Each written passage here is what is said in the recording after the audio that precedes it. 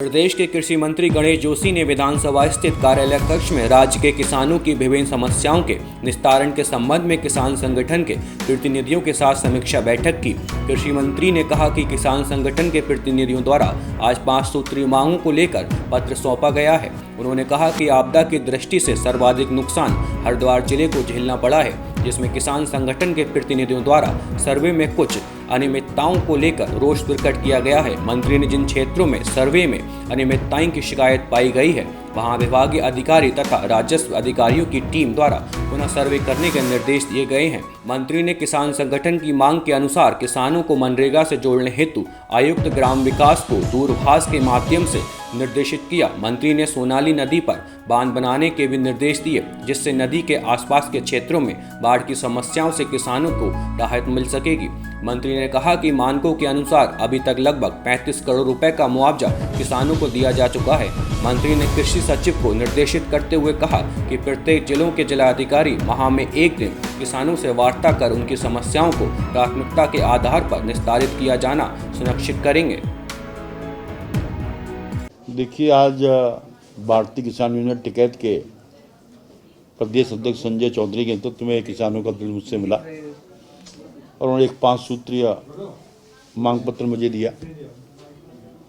उनका ये कहना था कि जो हरिद्वार में, क्योंकि सबसे ज़्यादा नुकसान इस आपदा में हरिद्वार के किसानों का हुआ है, उनका ये कहना था कि उसका सर्वे ठीक नहीं हुआ है, पटवारी द्वारा गलत रिपोर्ट दी गई है।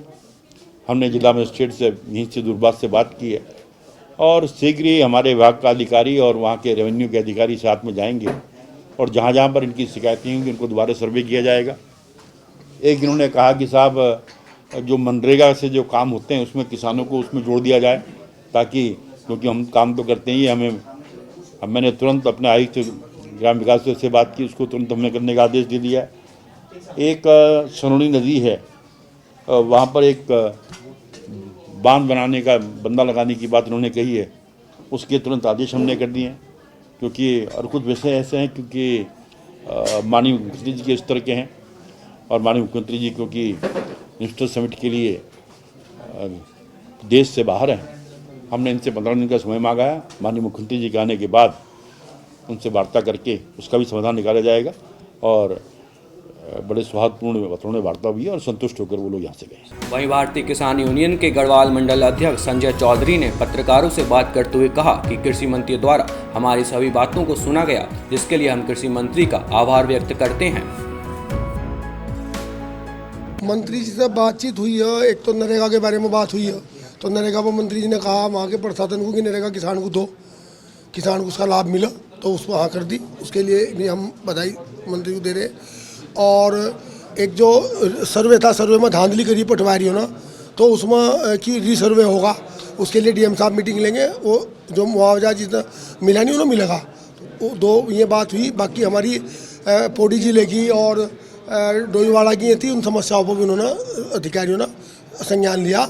और कर्ज माफ़ी और बिजली के जो छूट है वो, और गन्ने का रेट और आदि फसलों के रेट पर जो हो वो उन्होंने कहा कि 15 दिन बाद माननीय मुख्यमंत्री से बात होगी। तो हम उम्मीद है कि माननीय मुख्यमंत्री जी कुछ ना कुछ किसान के लिए भला करेंगे।